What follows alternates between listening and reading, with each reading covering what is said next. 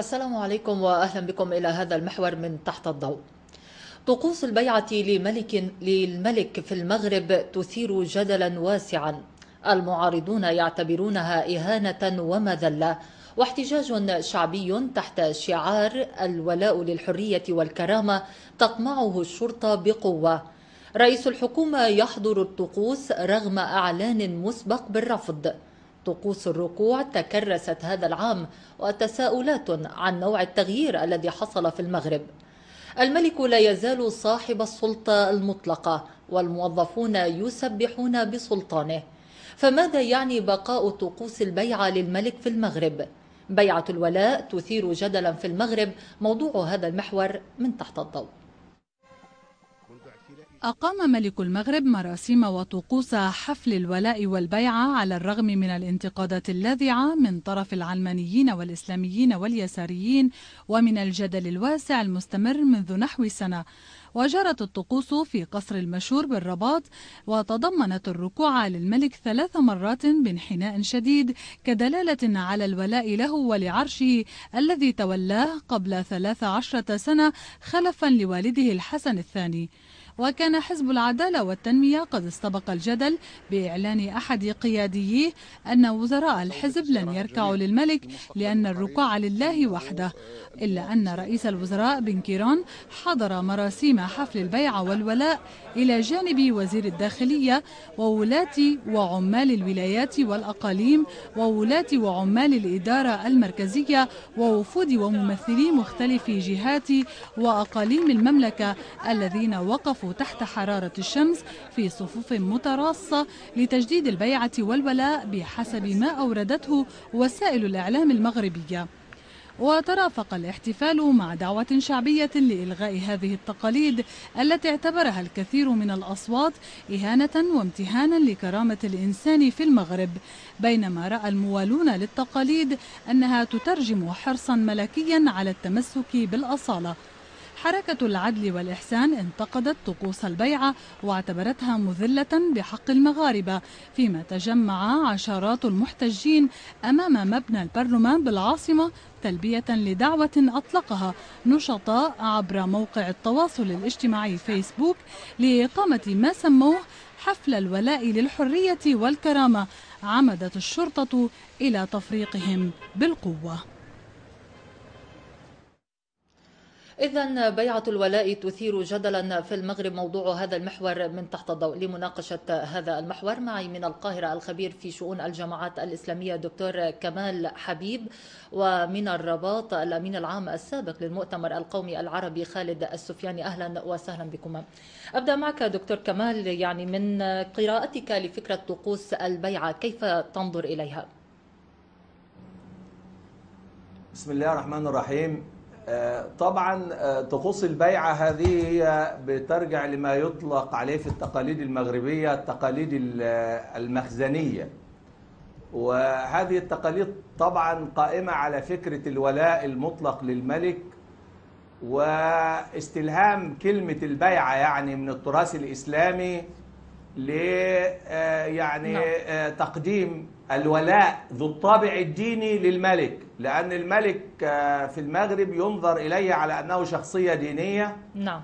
وهذه الشخصية الدينية بتنتسب طبعا إلى إلى أصول تعود إلى النبي صلى الله عليه وسلم كما يقولون ومن ثم أي أحد يدخل على الملك نعم. لابد أن يقبل يده وأن ينحني له. دي طبعا هكذا يقولون. ومن ثم دي اسمها التقاليد المخزنية. أنا بتساءل هل التقاليد المخزنية تستند لما يسمى الشرعية التقليدية؟ الشرعية التقليدية ليس فيها جانب ديني مثلا يستدعي المذهب المالكي اللي هو مذهب المغرب، وإنما هي مجرد تقاليد. هذه التقاليد أرساها المخزن أو السلطة في المغرب، وهذه السلطة طبعا يقوم عليها آلاف من العاملين في القصور الملكية التي تبلغ أكثر من 10 قصور، وينفق عليها يعني على القائمين بحماية هذه التقاليد وتنقلها وتعليمها والقيام بها وكذا أكثر يمكن من 300 مليون يورو. ومن ثم هي مسألة تقليدية. المسألة التقليدية هذه تواجه الآن برفض لها من جانب قطاعات جديدة من الشباب، قطاعات جديدة من الأجيال الجديدة. هذه الأجيال الجديدة طبعا متماسة مع الحداثة، متماسة مع الفيسبوك، متماسة مع ما يجري في العالم، وهي ترى أن هذه التقاليد يعني جاوزها الزمن. يعني إذن هي تقاليد تقاليد كما أشار في التقارير عندكم أنها تقاليد مذلة للإنسان المغربي. سيد، يعني هي تقاليد أرستها تعاقب السلطة في المغرب على مدى التاريخ. سيد السفياني، يعني ألا تعتقد أن هذه الطقوس تتعارض اليوم مع القيم الإنسانية والإسلامية كما قال البعض؟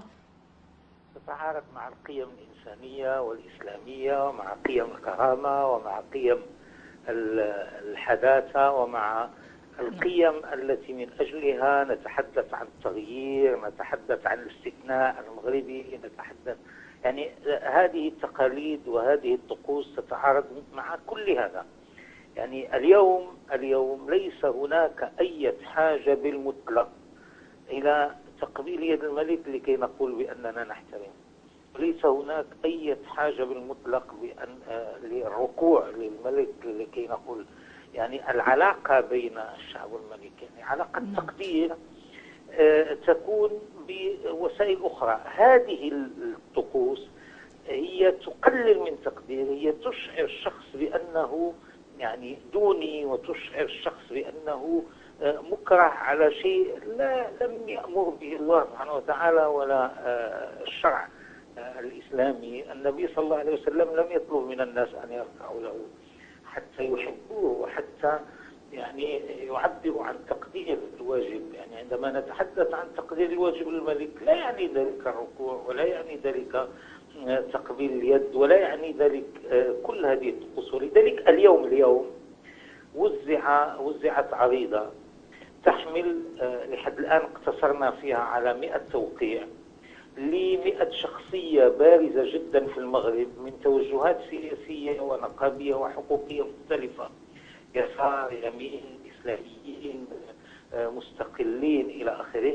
هذه العريضة تطالب بإصدار قرار رسمي بإلغاء هذه الطقوس وهذه التقاليد وبإلغاء كل الطقوس الحاطة من الكرامة، خاصة وأننا يعني منذ شهر مارس بعد حركة 20 فبراير أصدرنا بيان اسمه بيان حول التغيير الذي نريد، ووقعته شخصيات من مختلف المكونات، وكان أحد العناصر البارزة فيه هي المطالبة بإلغاء هذه التقاليد وهذه الأعراف الحاطة بالكرامة الإنسانية والمهينة يعني.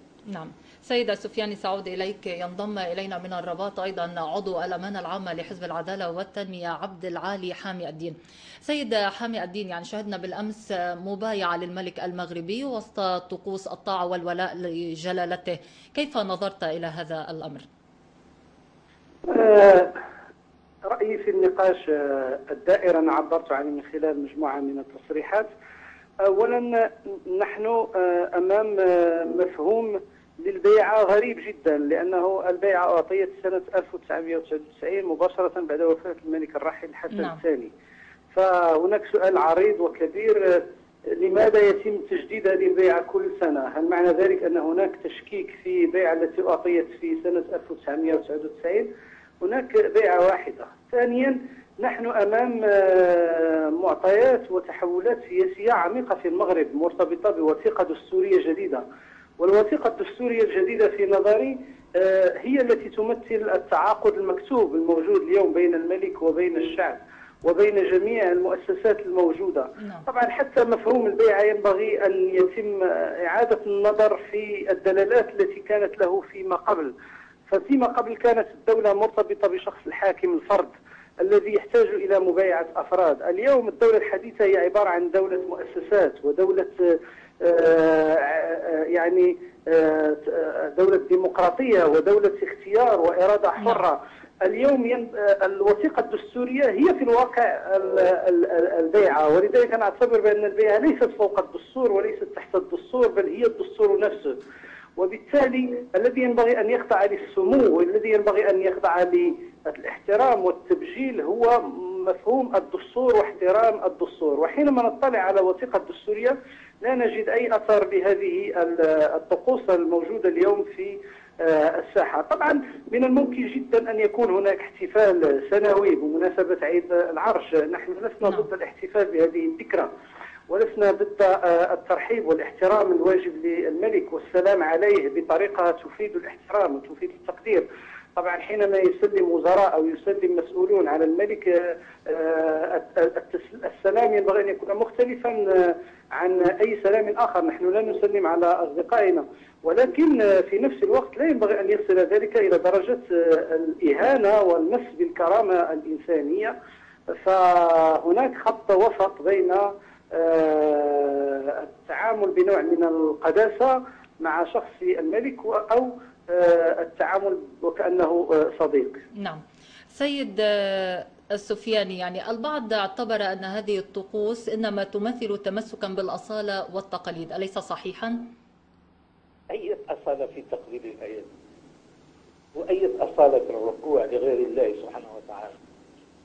الأصالة في تبادل التقدير بين الملك والشعب هذا شيء محبوب ومحمود، لكن تبادل المحبة وتبادل التقدير لا يتم عبر الإخضاع وعبر الإهانة وعبر التركيع. لا، هذا لا علاقة له بالمطلق. هذه تقاليد وطقوس لها تاريخها لا نريد أن نعود إليه. والآن ظروف جديدة في بلد جدد نفسه من الناحية السياسية، وفي بلد كانت في حركة جماهيرية أدت إلى تغييرات لا تكفي وليست هي التغييرات المطلوبة بمناسبة الحراك الشعبي في المغرب، ولكن على كل حال أتت بتغييرات. وقع الحديث عن استثناء المغرب ويجري الحديث في كل وطن عربي وفي العالم الإسلامي عن التغيير الديمقراطي، عن الكرامة الإنسانية، عن الحرية الإنسانية. في هذا الوقت لا يمكن أن تستمر مثل هذه الطقوس لأنها متعارضة مطلقا مع المنطق الجديد للحياة السياسية سواء في المغرب أو على مدى الوطن العربي والإسلامي. نعم دكتور كمال، يعني للمرة الأولى يقتصر حفل الولاء على 10 دقائق فقط، هل من دلالة ما لهذا الأمر؟ طبعا هناك دلالة أن معارضة الأجيال الجديدة والحركات الاجتماعية الجديدة زي حركة 20 فبراير وزي حركة العدل والإحسان تشير إلى أن بيعة الولاء هذه المرة كانت قصيرة كما تفضلت، وهو ما يعني أن أظن أن هذه البيعة بهذه الطريقة التي تنتمي لما نطلق عليه في العلوم الاجتماعية الشرعية التقليدية في وسط مجتمع يبحث عن شرعية جديدة مختلفة عن هذه الشرعية التقليدية اللي هي شرعية قائمة على فكرة الدستور وفكرة المؤسسات، ومن ثم يعني يشير قصر هذه المدة 10 دقائق إلى أننا بإزاء اختفاء